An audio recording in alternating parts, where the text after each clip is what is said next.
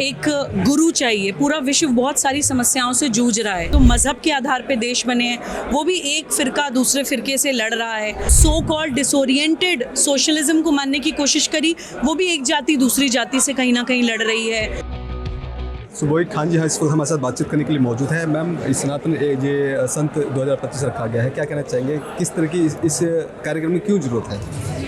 देखिए, मुझे लगता है कि आज जब पूरे विश्व को एक गुरु चाहिए, पूरा विश्व बहुत सारी समस्याओं से जूझ रहा है, आतंकवाद, कट्टरवाद, अलगाववाद, वो एक देश दूसरे देश से लड़ रहा है, पूरा एक वर्ल्ड ऑर्डर फेल हो गया है। थियोक्रेटिक देश यानी कि जो मज़हब के आधार पे देश बने हैं, वो भी एक फ़िरका दूसरे फ़िरके से लड़ रहा है। कम्युनिज़म, जो कम्युनिस्ट देश बने वो भी फेल हो गए हैं। जो सो कॉल्ड डिसोरिएंटेड सोशलिज्म को मानने की कोशिश करी, वो भी एक जाति दूसरी जाति से कहीं ना कहीं लड़ रही है। और कैपिटलिज्म, बाजारवाद, जिन लोगों को लगा कि सिर्फ पैसा कमाना ही किसी देश की डेवलपमेंट के लिए ज़रूरी है, वो भी फेल हो रहे हैं। तो जब पूरा वर्ल्ड ऑर्डर फेल हो रहा है, तो ऐसी कौन सी चीज़ है जिसकी दुनिया को आज ज़रूरत है?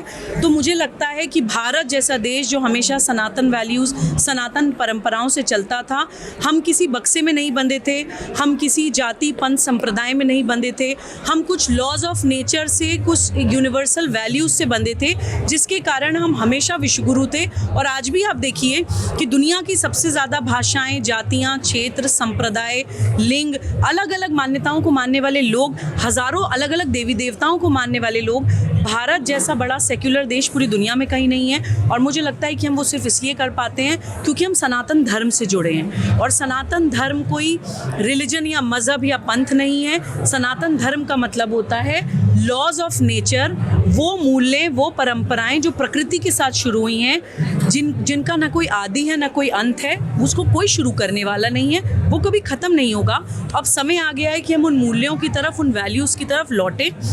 इसी तरह का एक कार्यक्रम दिल्ली में ओम सनातन न्यास के द्वारा ऑर्गेनाइज किया गया है, जो कि भारत मंडपम में हो रहा है। और आज के समय आप देखिए, अभी जस्ट हमने देखा कुछ दिन पहले लाल किले में जो एक white collar terror module burst किया है हमारी जांच एजेंसियों ने। इस समय तो ख़ास तौर से हमें ये मनन, ये चिंतन करने की ज़रूरत है कि भारत जैसे देश में ऐसी कौन सी मानसिकता है जो हमारे ही देश में खा के, हमारे ही देश में पढ़ के, हमारे ही देश में पल के, हमारे ही देश की हवा में सांस लेके हमारे ही देश के खिलाफ खड़ी की जा रही है। कौन कौन सी ताकतें हैं जो ये काम कर रही हैं, और हमारे बच्चों को, हमारी मातृभूमि के बच्चों को हमारे देश के खिलाफ कैसे खड़ा किया जा रहा है, इस पे अब चिंतन करना है। वो समय गया जब हमें लगता था कि जो पत्थरबाजी कर रहे हैं, गरीब हैं, विक्टिम हैं, उनको किसी ने भड़का दिया या किसी ने पैसे देकर, 500 रुपये देकर पत्थरबाजी करा ली। आज पूरा देश ये सवाल पूछना चाहता है कि ये जो वाइट कॉलर क्राइम हुआ है, जो पढ़े लिखे डॉक्टर्स हैं, इनकी क्या मजबूरी थी, इनका क्या ऐसा विक्टिम हुड का माइंडसेट था? तो ये हमें समझना पड़ेगा। देखिए, भारत, जैसे मैंने आपको बताया कि हज़ारों देवी देवता हैं हमारे देश में। Hindu is a Commonwealth of all modes of worship. Kashmir से कन्याकुमारी तक हमारे देश में हज़ारों देवी देवता हैं। तो देवी देवता की लड़ाई भारत में कभी नहीं रही।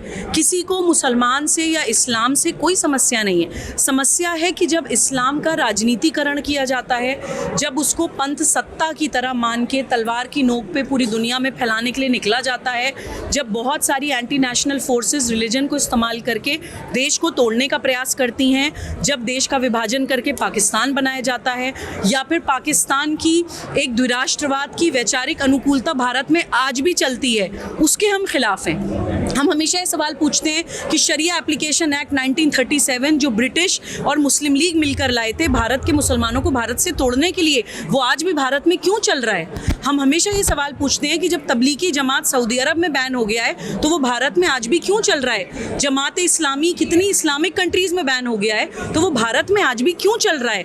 भारत के मुसलमान बच्चे को आज भी अलग शिक्षा क्यों मिल रही है? भारत की मुसलमान महिलाओं को भारत के कानून की सुरक्षा क्यों नहीं मिलती?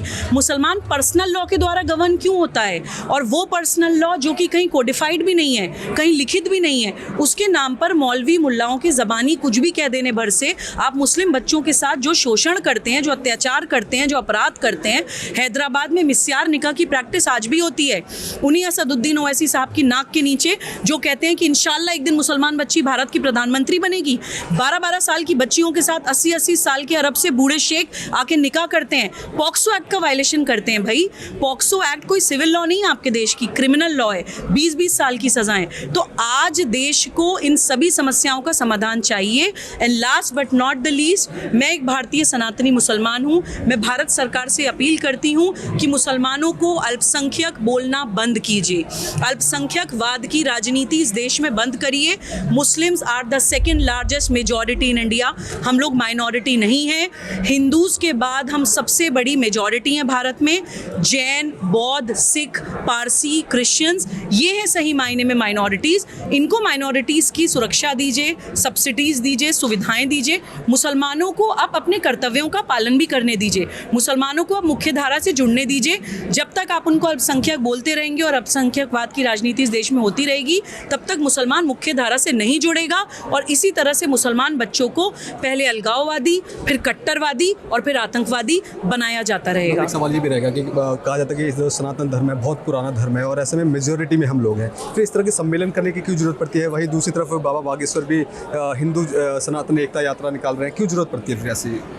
देखिए, सनातन सबसे पुराना धर्म नहीं है, सनातन पूरे विश्व में एकमात्र धर्म है। सनातन के अलावा कोई धर्म नहीं है, बाकी सब पंथ हैं, मज़हब हैं, रिलीजन है। Now this is high time कि हम धर्म, पंथ और संस्कृति की परिभाषाएं और उनके अंतर को जानें, उनके अंतर को समझें।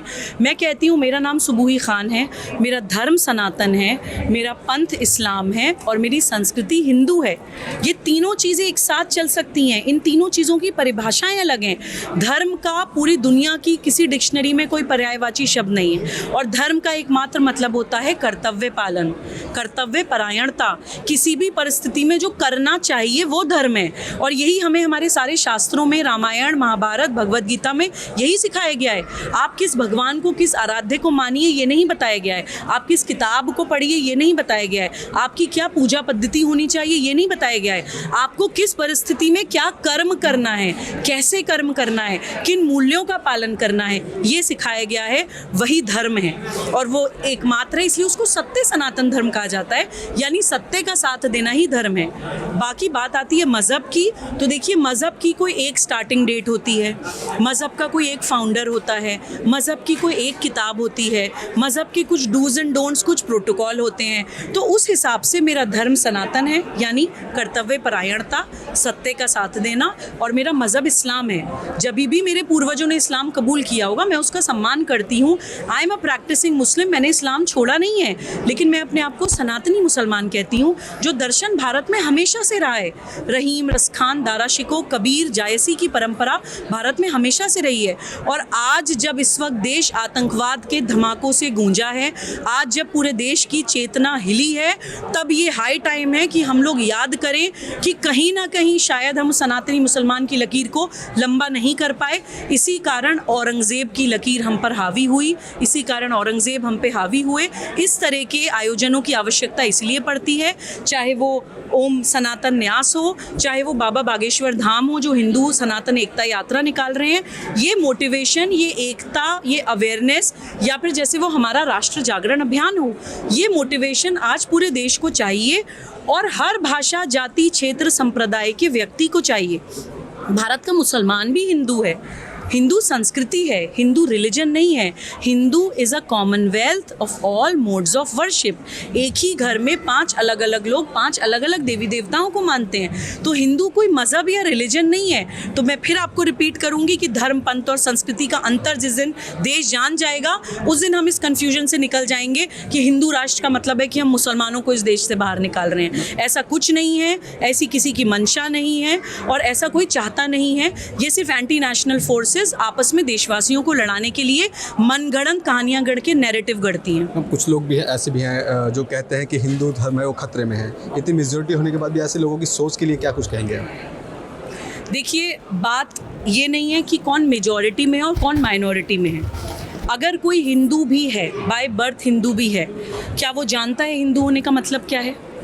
क्या उसको पता है कि किसको बचाना है, क्या उसको पता है कि कौन सा वैल्यू सिस्टम है जो उसको हिंदू बनाता है? क्या उसको पता है कि भारत माता की जय किसी मानचित्र की जय नहीं है, किसी पॉलिटिकल मैप की जय नहीं है? भारत माता की जय मतलब भारत के जल, जंगल, ज़मीन, जानवर और जन की जय। जब तक हम भारत की नदियाँ, भारत की मिट्टी, भारत के पहाड़, भारत की गाय और भारत के सनातन मूल्यों की रक्षा नहीं करेंगे, तब तक हमें हिंदू होने का मतलब भी नहीं पता है। इसलिए कहा जाता है कि हिंदू संस्कृति खतरे में है। माइनॉरिटी मेजॉरिटी होना कारण नहीं है, कारण ये है कि आप डिसोरिएंटेड हैं, आप भटके हुए हैं, आपको पता ही नहीं है, ना आपके अंदर धर्म बोध है, आप जानते ही नहीं है कि हिंदू होने का मतलब क्या है, ना आपके अंदर शौर्य बोध है, आपको ये भी नहीं पता कि कौन कौन सी भारत विरोधी और हिंदू विरोधी मानसिकताएं आपके खिलाफ काम कर रही हैं, आपको किससे लड़ना है आप ये भी नहीं जानते हैं। तो धर्म बोध और शौर्य बोध जिस दिन हर भारतवासी में आ जाएगा, उस दिन मुझे लगता है कि हम ये लड़ाई जीत जाएंगे।